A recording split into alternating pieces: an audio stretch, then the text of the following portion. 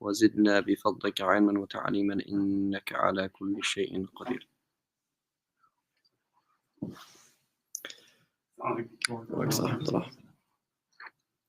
Generally, it's not very nice to throw things at people. If I fall asleep, please somebody throw something at me. Okay, so we continue with our description of paradise, and we're on to the marketplaces in paradise. So obviously, the whole point of trade is based on limited limitation, right? You only buy and sell things because you have a limited amount of cars, limited amount of money, so people buy and sell, right? So in paradise, you buy and sell for fun, right? It's just fun.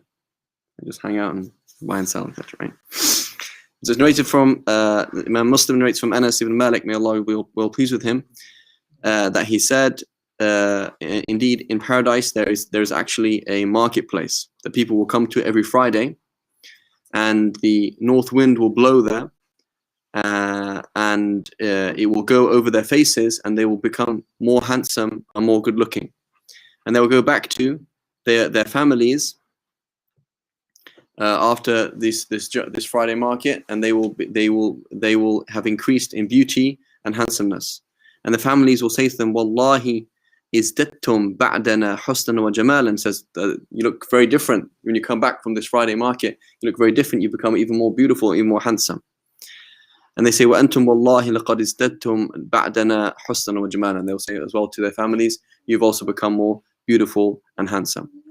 And so this is just one of the hadiths, and there's many hadiths on the marketplace of in paradise, and there's another one as well. I mentioned that, but what is it? It means that there all sorts of things will be in paradise. Paradise, that you don't just sit there going, "Oh, I'm happy." There's all sorts of things happening in paradise.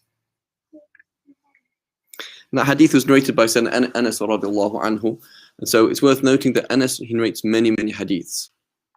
All right, who knows why that might be the case? What's in Anas might narrate so many hadiths? His age, right?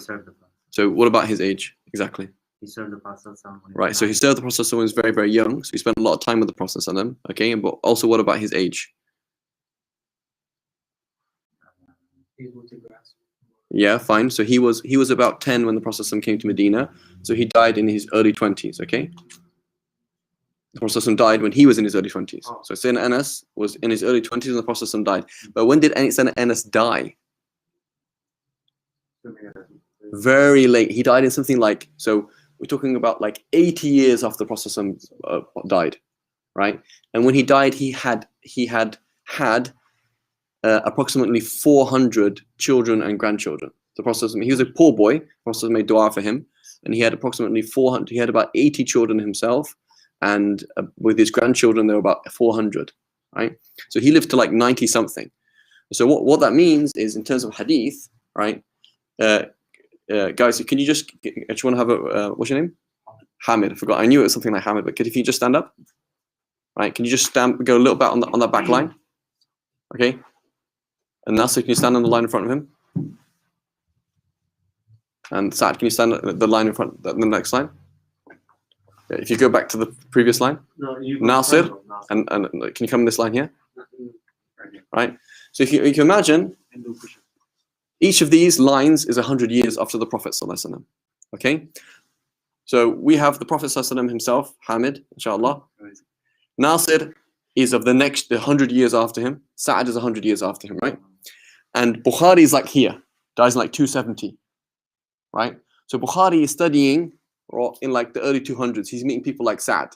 He's not meeting people like Nasir, right? He's meeting people who die like 200, 250, that kind of time, right? That's the generation he's meeting. So if you want a really short chain, right, you're going to find people who heard a hadith when they were young, like Anas, and died really, really late. And then somebody who was like 10 or 20 when they heard it from Anas, and then narrated really late. So there's a collection, what's called the Thulathiyat of Bukhari, the three narrator chains of Bukhari, where Bukhari has just 3 people between him and the Prophet ﷺ. Right, so that's pretty rare, because again, all of them are basically Anas and Wathir ibn Aqwa, right? They're like people who died really late, right? So there's tons of Sahaba who are dying way before that. There's Tabi'in that die way before Anas, right? You're talking about, we're talking about you're like middle of the Umayyads, right? He's right. He's seen so much stuff, so many things, right? Sayyidina Anas. Okay. Isn't most of those Bukhari's collection is based on that? No. Most of them are not going to be like. Most of them are going to be like ruba'iyat, khumasiyat. They're going to be 4 or 5 people. And sometimes it's more useful having more accurate people than having somebody who's just later on. But when you get into the 5th century, 4th century, all the hadiths are like that. Right now you say, I want, for example, the former president of Wise University in Jordan. He had a very short chain for the Muwatta of Imam Malik, right? He specifically went to Morocco, get the shortest possible chains for the narrator for Bukhari, for Imam Malik. What do? Every generation they do that. Get the oldest possible guy before he dies, and he narrates it to Abdullah when he was 10. And then to Abdullah when he's 95, he narrates it to so-and-so. That's what they do each generation. So the chain is super short, right? And so they'll do that, right? Once you get into the 4th, 5th century, yeah, it'll be like every almost century is one narrator, but usually it's like something like that, right? So Anas will narrate hadith like that because he died so late, whereas other people died way before him. Tabi'een died before him, right? Key Tabi'een, key students of the Sahaba died before Sayyidina Anas. Right? Sayyidina Anas was around when Karbala happened. When the Karbala happened. Yes, he was, yeah, and after that. Yeah. So he's not. I don't think he's not that far after him. So, sorry, can you explain that to us? So he was a Sahaba. He's a Sahabi, right? Right. And he lives so long. No. Right. What I meant to say was, I just want everyone to understand. As far as I know, it's the Sahaba, the Tabi'in, and the Tabi'in. Yeah. And so that we have. Explain the generation. Okay. Correct? Yeah. So what we're gonna have. So it's more subtle than that. It's more subtle than that. So we have the Sahaba, the Prophet ﷺ, and the Sahaba themselves. So the people who heard the Prophet ﷺ, study with the Prophet ﷺ, and read hadith from the Prophet ﷺ. They are Sahaba. Sahaba. Right.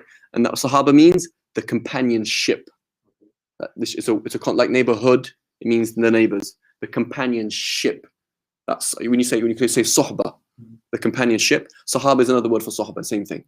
Sahaba means companionship, right? People around you with. So they were called the companionship of the Prophet ﷺ. The people who were his companions were called the companionship, right? And then we have the tabi'in, which means follower, and then the tabi'in, the followers of the followers, right? But it's more subtle than that because you can have some people, the Sahaba are not all the same. The Sahaba are not all the same. Some of the Sahaba, they narrate tons of hadiths. Some of them narrate a few. Some of them, like Anas, narrates lots of hadiths, but he's not a faqih. Some of them don't know that many hadiths, but they're fuqaha. Right? So it's not as easy as like, oh, you're like this or like that. There's the fuqaha of the Sahaba, and then there's non-fuqaha of the Sahaba, right? And so when we're looking at fiqh, sometimes the circles of fiqh is very different to the circles of hadith. How many hadiths you know is not exactly how well you can understand what the Prophet was talking about.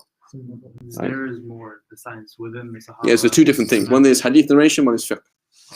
Like Abu Hurairah is a faqih, but he's not a super faqih.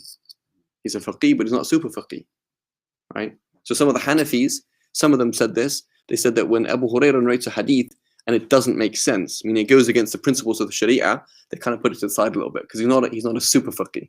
Other Hanafis disagreed. They said, no, it's not the case, right? The Usul al-Shashi mentioned that in the Usul al-Shashi, that we don't accept Abu Hurairah because he's not a super faqih, right? But the commentators and they will say it's not really, that's not that simple. But it's important to understand different people. Similarly, of the Tabi'een, you're going to have someone like Uwais al-Qarni. So Uwais al-Qarni, his name is not Uwais al-Qarni. It's al-Qarni, not Qarni. Right? Uwais al-Qarni, he is not a Sahabi because he never met the Prophet ﷺ.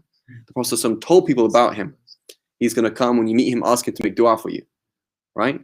But so he's what we call a mukhadram. So he's a quote-unquote a tabi'i because he didn't meet the Prophet ﷺ, he just met the Sahaba. But he was mukhadram, means that he was there at that time. Right? So here's an important thing then, hadith then. If someone like Sanabihi, some similar kind of person, he went to the Prophet ﷺ, and the Prophet ﷺ died a few days before he arrived in the Medina. Just missed it. And then he arrives and all the Sahaba are here. Tell me about what the Prophet ﷺ said. Tell me what the Prophet ﷺ said. And they all tell him. And he says, Qala Rasulullah. And he says, the Prophet ﷺ did, and the Prophet ﷺ said. Do we accept that hadith? That's sahih. Yeah. So he said the Prophet ﷺ said, but he never saw the Prophet ﷺ say something. So we're going to label that hadith as weak. Anything, if you're not a Sahabi, your hadith is weak. So what about the Tabat Tabain? No, wait, what do you mean if you're not a Sahabi? So if you're not a But if you Sahabi, heard it from the Sahabi. then yeah, but it's- he didn't mention who he heard it from, Oh, so we don't know. there you go, that's the key. Okay. So what actually happens is he turns up and he hears all the Sahaba say something, and then he comes tells you in Kufa, in Basra, in Central Asia, wherever you are, this happened, that happened, whatever. And you're going to say, where did you hear it from? He doesn't mention his source. So we're saying his hadith is weak, right? But what if it's sound? So we're not going to put that in Bukhari and Muslim because it's weak. So similarly goes back to what we did. Exactly. Activity. So the point is we got to be careful when you say that hadith is weak, but it might be true, right? And what if he's a faqih as well? What if he's, for example, Sa'id ibn Musayyib, the son-in-law of Abu Hurairah, the Qadi of Medina, and he says the Prophet ﷺ said, the Prophet did. You might give more weight to his hadith than to the hadith of his own father-in-law, because he's a faqih. So he's talking about, he's saying this is halal based on this hadith. I might give more weight to your hadith, even though it's quote unquote weak, than to the hadith of Anas, because he's not a faqih. So it depends who's Right, and so this is a very important thing. It's Waki' ibn Jarrah, one of the teachers, a great fuqaha of Kufa. He says we used to like the hadiths يتداولها المفقهاء, that the fuqaha knew. Why? The hadith they were familiar with, these discussions, and not necessarily a hadith that has a sound chain, because sound chain and what the fuqaha use are two different things. So now I come along and like, what's this hadith book? What's this fiqh book you have? Weak this week. This hadith is weak. This hadith is weak. This hadith is weak. What's going on? Right, you pick up the Hidayah. I'm sorry, these guys, I know Noah is falling asleep. The Hidayah of Marghinani in the Hanafi school, one of the greatest books ever written on the face of the earth. Right? In fiqh or anything else, just absolutely amazing book. Tons of weak hadiths in it. So what's the point in this hadith book? What's the point in a fiqh book that has weak hadiths in it? Right? You say, well, yeah, that hadith, the wording is a little bit off, whatever, but that hadith is referring to a key point of fiqh that the Sahaba all knew about and all shared. And there are common ideas that they spoke about, even though the hadith is quote unquote weak because it doesn't fulfill this condition or that condition. So it's an important discussion. And then we're talking about paradise and not about weak hadiths. But there's a very important thing. Weak hadith and sahih hadith is a way of labeling hadiths, and let the fuqaha do what they want. That's something else. The jurist mind, he's completely different to the muhaddith mind. Two different things. Okay. So anyway, Anas, he rates many hadiths, so that was that one there. I mentioned the next one. Again, another hadith from Anas radiallahu anhu. Again, why are the hadiths from Anas? Because he lived so late, so there's so many people to narrate from him. Okay, as opposed to someone like Sayyidina Ali, someone like Abu Bakr. Right? In the Musnad of Imam Ahmad, approximately 30,000 hadiths. How many hadiths do you think of that 30,000 hadiths are narrated by Abu Bakr? Just a guess. 2%. 2%. What's 2% of 30,000? 6,000? No, That's 5%. 200 maybe, or it's probably That's 100 and 10,000? 1,000, maybe 1,000 or hundreds. Okay. No, maybe 2% at 600. He didn't narrate that much. 600, but 600, yeah. probably did 2%, maybe 15 or 10. 600, yeah. It's like in 300,000. Okay, so how many are you saying? 15 or 10. Probably. You got- Yeah, how much money you got on you? Huh? How much cash? I don't bet. You don't bet? This guy don't bet. He's chicken. 600. About 1,000. Okay, so how much are you saying? 10 or 15. Maybe. 10 or 15. How are you saying? Well, I was just calculating it. Yeah, don't follow that guy. Whatever you don't know, follow that guy. How many out of 30,000? Abu Bakr He picks me up. I'm like, yeah, Allah, get me down time. I'm joking on. Abu Bakr radiallahu anhu was one of the I'm joking, bro. How much? How many hadiths in the Musnad of 30,000 hadith, the Musnad of Ahmad, how many of those hadiths narrated from Abu Bakr? 3. 3. Yeah. 3? maybe 10. I feel like this is 10 or 15? reverse psychology type of question. 500. 500. 30,000 out of 30,000? 10. Probably less than 100. I'd say. Okay, less than 100. It's not 20, it's like 25. That Now, was the Wait, closest. how much did you say? 500. No, I was the closest. No, he said right. 10. So why would that be the case? Is I think how that's many, another Price how is right, the actual reach. how much time Imam Abu Bakr have to sit down and quote hadith to people? He's super busy and he dies very early, so not that much time, right? Whereas someone like Sayyidina Anas is like, he's not really involved in politics. He's not really involved in fiqh. He's just there as one of the greatest Sahaba ever. And everyone's like, well, tell me about the hair of the Prophet ﷺ. Well, I actually counted how many white hairs he had. I remember this, I remember that, I remember that. These different things that happened. He's around, he's available, right? As opposed to somebody who dies really early. It's like, how many hadiths are you going to get from him, right? Now, he probably has like 200 in reality, not, maybe more, but it's not that many. It's the same thing with Umar Khattab. Same kind of thing. It's like 100, I think, in the He Muslim. actually burnt a lot of us. That's something else. That's something else. But it's just like how many hadiths they have. But how much fiqh do we have from Sayyidina Umar? Tons. So fiqh and hadith not the same thing. Okay. So it was noted from Anas radiallahu anhu that he said that when people of paradise will enter paradise, they'll want to see each other. Right? They'll eat the brothers in paradise want to see each other. Who's your brother in paradise? Muslim brothers. So what if I'm from a convert family and all of my brothers and sisters who I really like and they really appreciate and really support me, they're not Muslims. Are they my brothers in the akhirah? No. Right? So for family ties exist till death. Thereafter your brothers and sisters are in Iman. Right? So in this life we respect, okay, my brother left Islam or he's a Muslim or he's not a Muslim, I respect that, that's fine, I look after him, he needs help, whatever. That's that's in the dunya. That's how Allah subhanahu like wudu, you don't do wudu in the akhirah. It's one of these many, you don't do tawaf in the akhirah. You don't do these things, you don't do acts of worship in the akhirah. So the works of the dunya is that we do silat al-rahim. You keep family ties, is everyone okay, do you need help? I'm here for you. That ends in the akhirah. It doesn't apply, right? In the akhirah, it's that of iman. So those family members are of iman, yet they're your brothers and sisters. But if they're not believers, they're not brothers and sisters, right? And so they will long to see their brothers and sisters or their ikhwan, their friends. فَيَسِيرُ سَرِيرُ هَذَا إِلَى سَرِيرِ هَذَا وَسَرِيرُ هَذَا إِلَى سَرِيرِ. So what will happen is they will be on these beds and the beds will just move. You imagine, again, it's like that kind of makes sense to us because cars are almost like move like that. If the Sahaba saw a car move in the way that things move today, they say, oh, that's just a bed moving, right? Because there's no motion almost. They're just kind of right? So this is how they're explaining it. فَيَتَّكِئُ هَذَا وَيَتَّكِئُ هَذَا, and just hang out, chill out. And they say, bro, remember, subhanAllah, we did this haram thing. Remember Allah forgave us, both of us. SubhanAllah, we did this thing and we decided to stop doing it. Remember that? SubhanAllah, yeah, I remember. That's what they'll talk about. Remember what happened? Remember this happened? And they'll talk about, remember the day when we did such and such and such a thing, and then we asked Allah to forgive us and He forgave us. SubhanAllah, here we are. Right? This is mentioned. This is narrated by Ibn Abi Dunya and Al-Bazzar. Okay.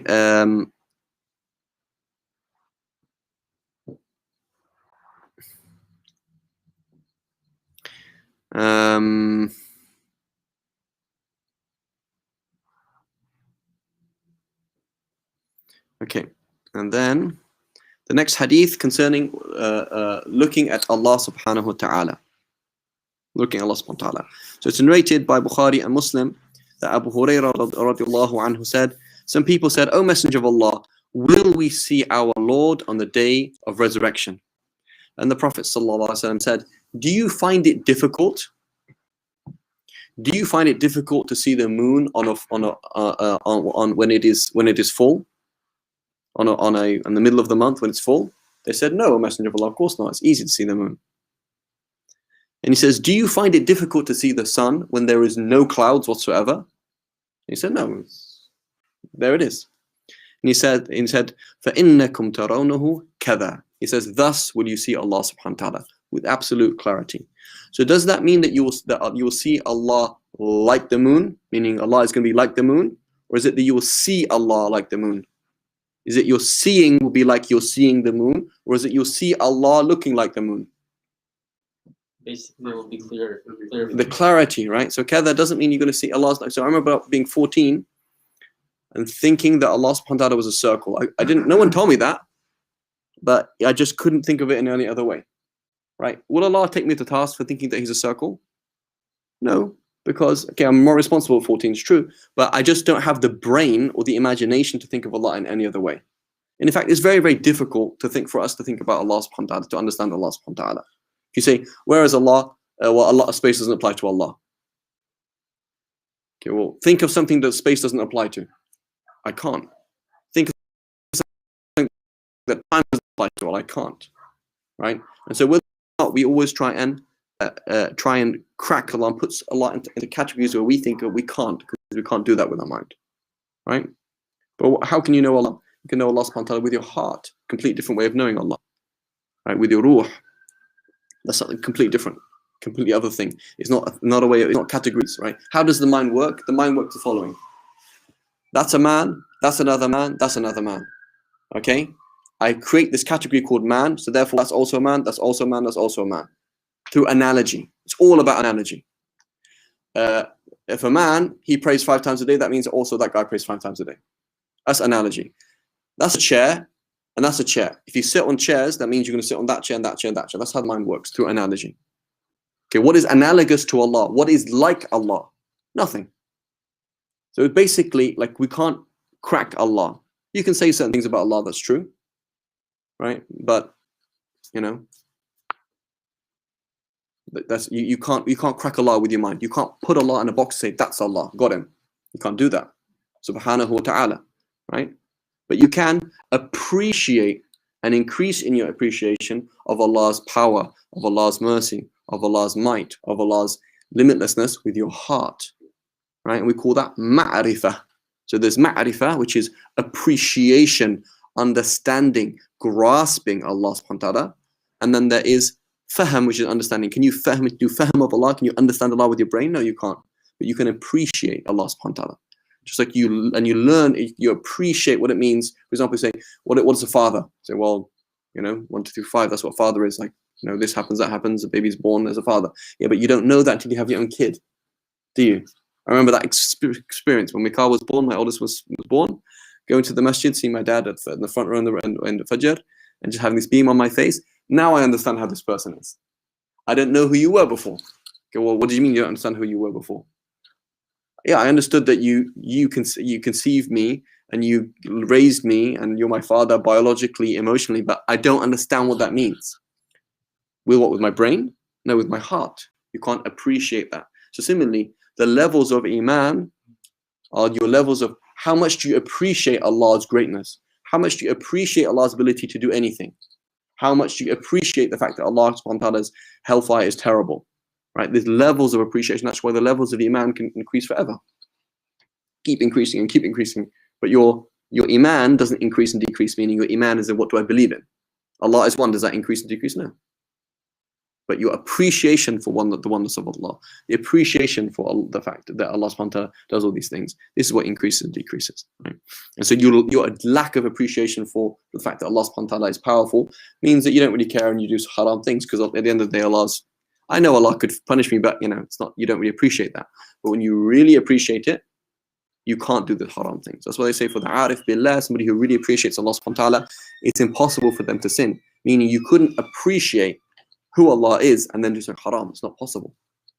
That means you don't, right? And that's what the Prophet said. He said when the zani does zina, when someone commits zina, he doesn't commit zina when he's a believer, meaning he doesn't appreciate Allah at that time. He's still a believer and that he believes in Allah, but it's not possible to appreciate Allah and then do something haram. It's not possible to appreciate who Allah is and do something haram. You can't, because it means you're not doing that. You have a spiritual deficiency, right? Do you have an Iman deficiency? No, you're still a believer. I still believe in Allah. I still know that Allah exists. But how much do you appreciate it is deficient, right? So and so what does that mean then? So here's a question. If you can see Allah, doesn't that mean that Allah is an object?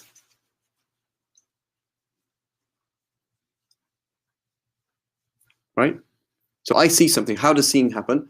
Well, there's energy in there. Electricity is being transferred into light energy, whatever it is. Photons are shooting out and hitting Hamid on the head. Bounces off his forehead. Photons go in my eyes. If Hamid was an object, is it possible for a photon to bounce off nothing? Not possible. So, therefore Allah must be an object, right? And therefore Allah must have a height and these things. And say, well, that's not necessarily the case, right? And so there's a mistake that some people did. They made this mistake. Say, well, if you're going to see Allah, that must mean he's in a particular direction. Like Hamid is a particular direction to me. Hamid has a particular height. Hamid has particular width, depth, everything. There is as an object. And so certain ulama, they made this mistake, and they had a good intention, but they made a mistake. And they said, given that you're going to see Allah, that means Allah is an object. And that means Allah is like us. And given that Allah is not like us, that means you can't see Allah. So they said this hadith is false. This whole chapter, forget it. They said hadith doesn't make sense. Okay, they had a good intention, but they made a fundamental mistake. They were very, very clever. They thought like us, photons, whatever. They thought in a slightly different way, but object, if you can see something as an object, and Allah is not an object, so therefore this hadith doesn't make any sense, and I don't really care what Bukhari Muslim says, the Prophet didn't say it. Right? We find people like that, right? Today come along and say, yeah, the hadith doesn't make sense, I don't believe the Prophet said that. They believe in the Prophet, but they don't believe the Prophet would have said that. We hear people say things like that. So they had good intentions, but they had a fundamental misunderstanding, is that just because you can see something, it doesn't actually have to be an object. Okay, well, how could you see Allah subhanahu wa ta'ala? I don't know how you can see Allah subhanahu wa ta'ala, but you can see something that's not an object. I don't understand. Okay, well, what is seeing? Is seeing processing photons? No, it's not. It's not processing photons. That's the way that we see now. But that's not the process of seeing what's happening in your head. There's something beyond that. The photon comes in, you turn it upside down, you do this, you do that, and then you see. Okay, what if Allah subhanahu wa ta'ala decided to happen another way? Or without any way? Allah subhanahu wa ta'ala can do things through a means, right? I fell over because Abdul Shakur punched me and pushed me over. Or I could just fall over. Well, there was no gravity and there was no this. Yeah, I could just fall over. Things can happen with a means, and things can happen without a means. So how on earth, Fareed, can you please explain to me, how can you see an object if it's not a particular, if it's something that's not an object and it's not a particular direction? I don't know. Bila kayf, they say, without a way. It's possible. Allah subhanahu wa ta'ala has mentioned it in the Quran. The Prophet mentioned it in many hadiths. The Salaf believed in it, that we're going to see Allah. Khalas. There's nothing illogical about that. There's no leap of faith. Right? We're not asking you to do something illogical. Illogical is that doesn't make any sense. This is just difficult to imagine. I find it difficult, given what the limited understanding I have of sight, to understand that. Right? Let's just flip the coin on you. Has anybody stared at somebody to try and get their attention? Right? Noor is buying something, and I'm like, just stare at him, and I know he's going to turn around and watch me. Has anybody done that? Right? Explain that scientifically. It's something we do throughout the world. People do that. People do that throughout all cultures. Whether Muslim, you have the idea of the evil eye, that something comes from you to that person. In Arabic, you call the eye the source. So the source of seeing in the Arabic language is not the light. The source of seeing is the eye. It's called al-ayn. You refer to a significant person of the society as an ayn. He is a source of something, right? An ayn is also a spring, right? And so explain that scientifically, right? We don't have an explanation for it yet. We all do that. It doesn't always work. Some people, like I noticed, for example, with my boys, if I do that with Mikhail, he turns around, do that, Abdul Zaki doesn't. Like, that's what I've noticed. I haven't done a statistic thing, but I've noticed different people respond differently. Some people, they pick it up a lot more, right? But there's tons of things that don't make sense scientifically that we actually use, right? That we use. And the point is, just because you can't explain it scientifically, it doesn't make it illogical. There's a difference in something being illogical. You are saying nothing. Like, God died, but he didn't die. Just believe in it. Okay, I feel good about it now. No, that's illogical. That doesn't mean anything. As opposed to, you will see Allah in Yawm al-Qiyamah. Okay, explain it then in terms of photons. I can't explain in terms of photons. Okay, then you're saying something meaningless. No, I just don't understand how it's going to work. That's all. It's different. I can explain it, or it's illogical. It's two different things. So we believe, as Ahl Sunnah wal Jama'ah, that neither did the Prophet ﷺ not say these words, nor do we believe that Allah is an object. So other people said there was an object. He said, yeah, Allah is actually an object. Allah has a body. We said, no, Allah doesn't have a body. What are you talking about? He said, yeah, because you're going to see Allah, so therefore he has a body. No, neither does Allah have a body, nor is it the case that we're not going to see Allah. Rather, you're going to see Allah and doesn't have a body. Okay, well, how does it make sense? Work it out in Yawm al-Qiyamah. Get there. Right? It's not illogical, it's just difficult to understand. It's two different things. Okay? Khair. And then another hadith from Suhaib al-Rumi radiallahu anhu قال Rasulullah sallallahu alaihi wasallam, he said, when the Prophet sallallahu alaihi wasallam said, when people of paradise enter paradise, Allah Almighty and Majestic will say, do you want anything else? Do you want anything else? Now we've already mentioned the hadith, the person enters paradise, they will be asked, did you ever life? And they say no. And then the hellfire will be asked, do you ever have any bliss in life? They know. Right? So you're perfectly happy. So Allah subhanahu wa ta'ala asks the people of paradise, do you want anything else? They're like, yeah, Allah, what do we want more? فَيَقُولُونَ أَلَمْ تُبَيِّضْ وُجُوهَنَا. Did you not make our faces radiant? أَلَمْ تُدْخِلْنَا الْجَنَّةِ وَتُجَنِّبَنَا وَتُنَجِّنَا مِنَ النَّارِ. Did you not, oh Allah, just put us in paradise? Did you not just save us from the hellfire? قَالْ فَيُكْشَفُ الْحِجَابِ. And so the barrier between them and Allah subhanahu wa ta'ala will be lifted.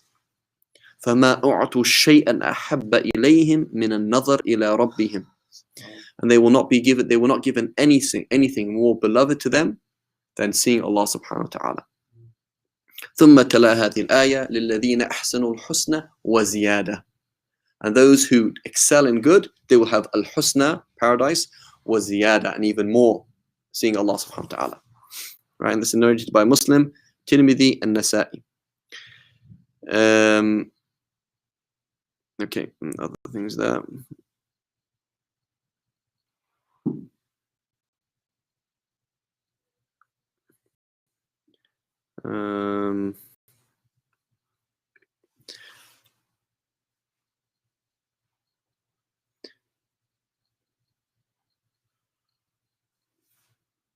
Right. It's narrated by Bukhari, Muslim, and Tirmidhi from Abu Sa'id al-Khudri radiallahu anhu that the Prophet said, says, Inna Allah Azza wa Jal yaqulu li ahl jannah, that Allah Mighty and Majestic will say to the people of paradise, Ya ahl jannati, fa yaqul labbaik Rabbana wa sa'daik. And they will say to Allah, two at your services and two happinesses to you. Right? This is a phrase in Arabic that you often refer to something that's followed by something else, that's followed by something else as two. So one thing that has a second thing to it, and this thing has a second thing to it, and this thing has a second thing to it, and that thing has a second thing to it. Karratayni, for example, means twice, but it means one after another after another. Okay, so labbaik means two happinesses, or two at your services, i.e., an at your service that is followed by an at your service that is followed by an at your service. And sa'daik, may you be happy. Happy once, that's followed by another happiness, not two sa'ds. Okay, sa'daik. وَالْخَيْرُ فِي يَدَيْكَ, and all good is in your hands. فَيَقُولُ هَلْ رَضِيتُمْ, are you content, O people of paradise? فَيَقُولُونَ وَمَا لَنَا لَا نَرْضَى. They say, how could we not be happy? How could we not be happy, Ya Rabbana? وَقَدْ أَعْطَيْتَنَا مَا لَمْ تُعْطِ أَحَدًا مِنْ خَلْقِكَ. When you have given us that which you have given to no one else of your creation.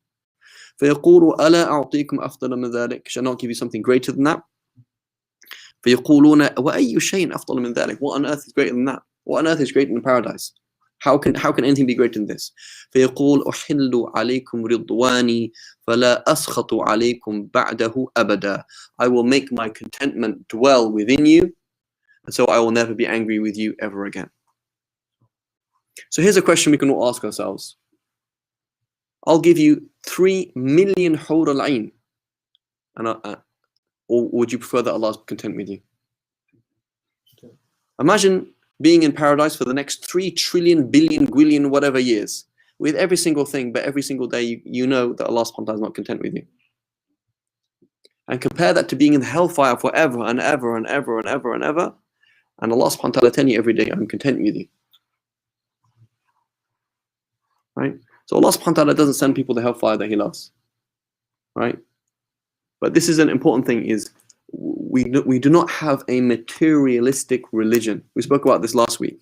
So when you talk about women, you talk about food, that's materialistic, isn't it? So yeah, but that's not what it's about. Our connection with Allah subhanahu wa ta'ala is not, Allah subhanahu wa ta'ala is not a giant candy machine. Okay, I put a hajj and a umrah and a 5 daily prayers in the machine, mashallah, I got this. Thank you very much, goodbye.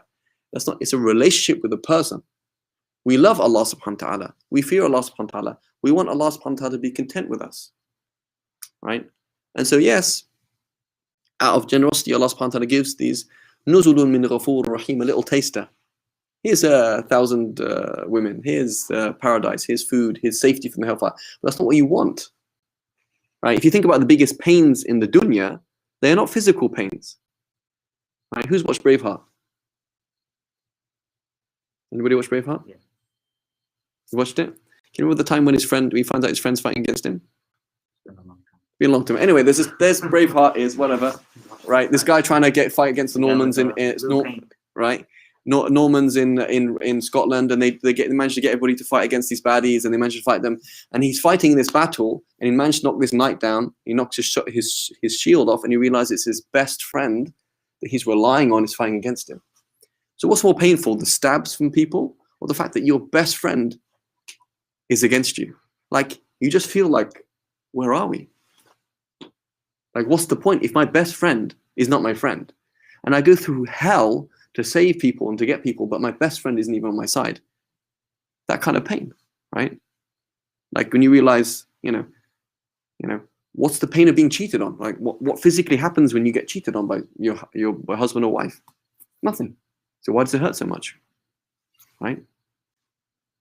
So the real pains are these things. So if Allah subhanahu wa ta'ala is not content with us, then where's paradise?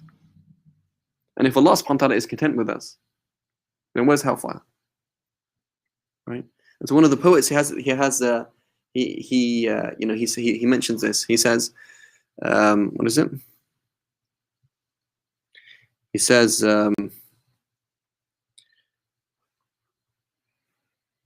what is it? They mentioned this in a few lines of poetry. He said, صح منك الود فالكل هين وكل ما فوق التراب تراب ليت الذي بيني وبينك عامر وكل ما فوق ذا ليتك ترضى والأنام غضاب وليتك تصفو ليتك تصفو والحياة مريرة وليتك ترضى والأنام غضاب. He said, I wish every single thing was dirty and messy and messed up. Every single thing was messed up. But my relationship with you was nice and clear. And I wish everybody on the face of the earth hated me, but you love me. إن صح منك الود فالكل هين وليتك ترضى what is it? إن صح منك الود فالكل هين. If you love me, then everything else does not matter. وكل ما فوق التراب تراب. And every single thing on the face of the earth is just dirt. I don't care. Right? So this is our relationship with Allah subhanahu wa ta'ala. Right? The Prophet ﷺ begging, he does not want to win the battle. Our point is not to pray Fajr. The point is for Allah's contentment. Right? Paradise is just a sign. It's just a tick mark. Do you want the tick mark, or do you want Allah to be happy with you? Right? Do you want the grade? Like, I'll give you the grade. Say, what do you want the grade? 90%. Yeah, but did you pass? No, but I'll just give you it anyway. Do you want the grade, or do you want to pass? You want the thing. So our relationship with Allah subhanahu wa ta'ala is not Jannah and Nar. Right, we mentioned Rabi' al-Adawiyya before, right? What was the story about Rabi' al-Adawiyya? Who remembers? Walking down the street with the bucket and the lantern. So Rabi' al-Adawiyya, she's one of the great righteous women of the Salaf. So she's a bit majdoob, she's a bit like insane. So once she was seen running down the streets of Baghdad with a torch in her hand and a bucket of water. And they said, Rabia, what are you doing? She says, I'm going to set fire to paradise, and we're going to put out hellfire. Well, why are you going to do that? So the people worship Allah for Allah. Right? That's how she saw things. She worshipped Allah for Allah. Right? So I'm going to set fire to paradise. The people don't care about paradise anymore. I'm going to put out hellfire, and people don't care about hellfire. Worship Allah. And so did the Sahaba conquer the world because they wanted 1 trillion Hur al-Ain? No. That's not what happened. Who is it? Was it Usaid? I can't remember. Who is it? One of the Sahaba, I think Usaid. When he's reciting the Quran, reciting Surah Al-Baqarah specifically, and the angels are circling around him, and his horse is flipping out because there's all these things.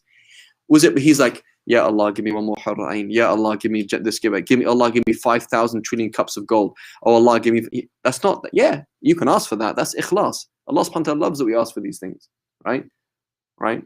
But that's not the point. That's not what we're here to do, right? It's a connection with the Prophet, with Allah subhanahu wa ta'ala. Khair. And also we mentioned this before. No, we'll skip that one actually. There's many hadiths where the Prophet mentions how people in the heavens and earth. In many hadiths where the Prophet described that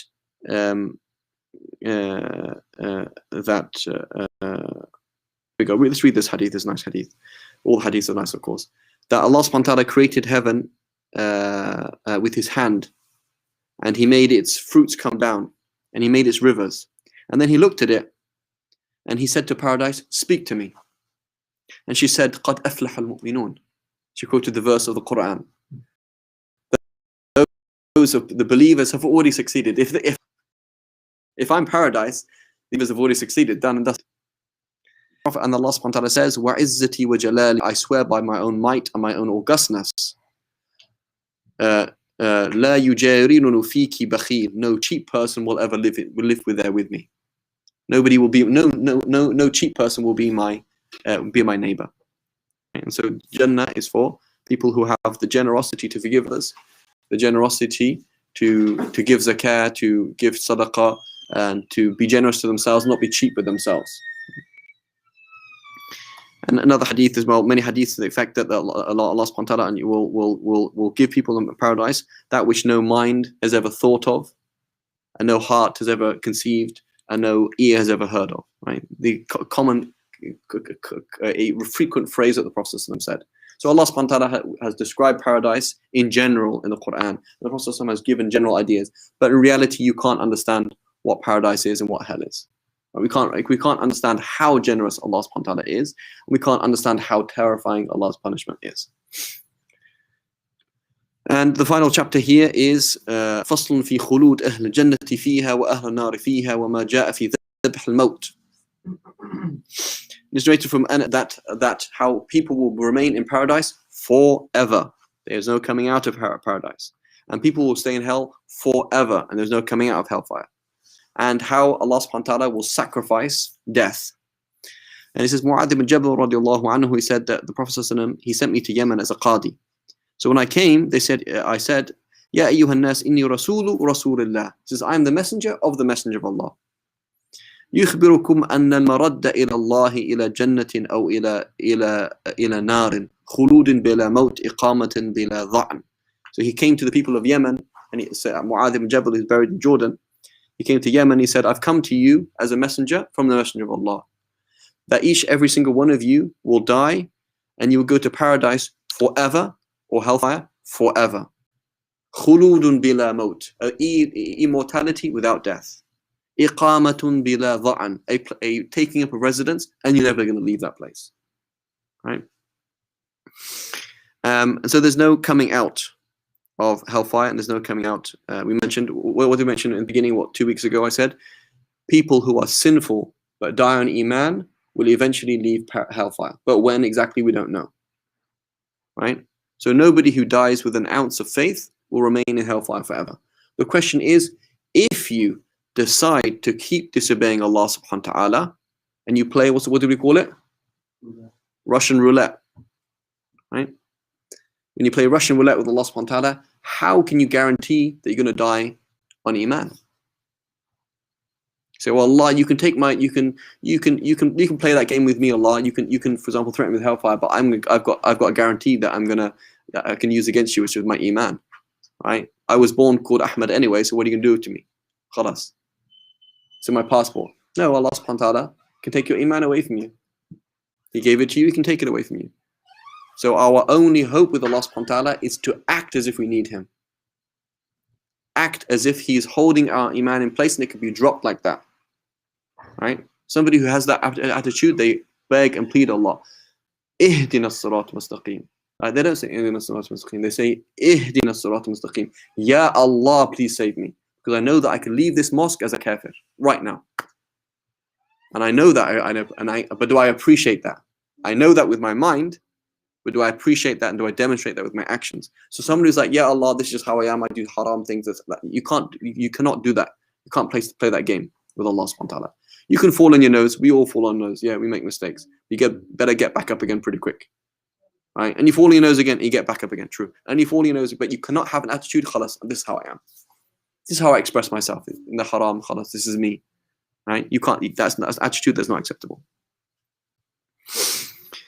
Okay, and just one last thing. And it says from Abi Sa'id al-Khudri radiallahu anhu that the Messenger of Allah sallallahu alaihi wasallam said, death will be brought on Yawm al-Qiyamah. Death will be brought on Yawm al-Qiyamah in the form of a ram, of a black and white ram. And someone will call, O people of paradise, and they will all get excited and look. And he will say, هل تعرفون هذا? They say, oh, people of paradise, do you know what this is? And they say, yes. This is death. And everyone saying will know what death is. And then the people and then someone will call, oh, people of hellfire, do you know what this is? Here's this ram that represents death. Do you know what this is? They all say, yeah, we know what that is.